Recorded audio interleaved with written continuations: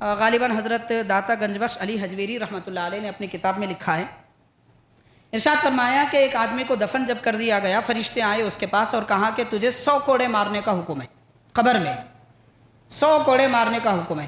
وہ پریشان ہوا، کہنے لگا میں تو نیک تھا، میں نے نمازیں پڑھی، 1 کوڑا معاف ہو گیا۔ پھر کہا میں روزے بھی رکھتا تھا، 1 کوڑا معاف ہو گیا۔ اپنی نیکیاں گنانے لگا، کوڑے معاف ہوتے گئے، 1 کوڑا بچ گیا 100 میں سے، 99 معاف ہوئے۔ اب اس نے کہا کہ میں یہ بھی نیکی کیا تھا، فرشتے نے کہا کہ یہ 1 تو معاف نہیں ہونے والا ہے، 1 تو مارنا ہے۔ تو وہ 1 کوڑا فرشتوں نے قبر پہ مارا، اس پہ نہیں مارا۔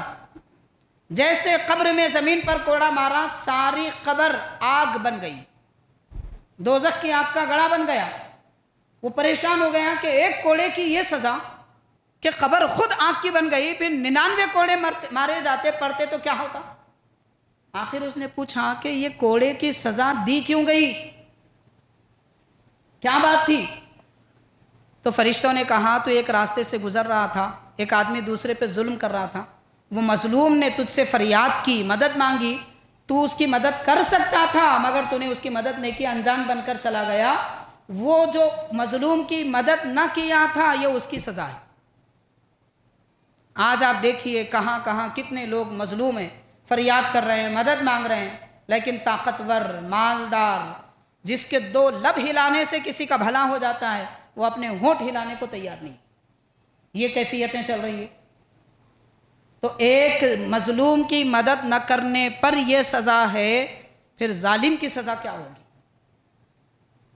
اندازہ کیا جا سکتا ہے۔ ظلم بدترین گناہ ہے، اور ظلم ایک ایسا گناہ ہے کہ اس کی سزا معاف نہیں ہوگی جب تک کہ مظلوم معاف نہ کرے۔ اور کون مظلوم معاف کرے گا؟ قیامت کے دن ہر آدمی کو ایک ایک نیکی کی ضرورت ہوگی۔ وہ کسی کے حق میں نیکیوں کا پہاڑ ہے، اگر یہ معاف نہیں کرے گا تو اس کی نیکیاں اس کو ملے گی، تو نیکیوں کا پہاڑ ملے گا تو آدمی کیوں معاف کرے گا؟ تو وہاں معافی کا تصور بھی مشکل ہے۔ ہاں یہ اور بات ہے، اس زمانے میں بھی قیامت کے دن بھی کچھ ایسے بندے ہوتے ہیں، اللہ تعالیٰ کی رحمت سے امید رکھ کے معاف کر دیتے ہیں، اللہ تعالیٰ اس کے گناہ بھی معاف فرما دیتا ہے۔ تو یہ بھی ہیں واقعات اپنی جگہ، مگر معاف کرنے والے بہت کم ملیں گے۔ اس لیے دنیا ہی میں معافی مانگ لینی چاہیے۔ اولاد کی ذمہ داری ہے ماں باپ سے معافی مانگے، بھائی بہنوں سے معافی مانگے، بھائی بہن آپس میں ایک دوسرے سے معافی مانگے، دوست و احباب ایک دوسرے سے معافی طلب کریں۔ معافی مانگنے کا مطلب وہ فارمیلٹی کی معافی نہیں ہے، واٹس ایپ پہ ڈال دی ہے آج کا دن مبارک دن ہے، جمعہ کا دن، آپ مجھے معاف کر دو۔ معاف کرنے کا مطلب دل سے معافی مانگنا، اور یہ طے کرنا کہ آئندہ کوئی خطا نہیں کروں گا، کبھی ستاؤں گا نہیں، کبھی تکلیف نہیں دوں گا۔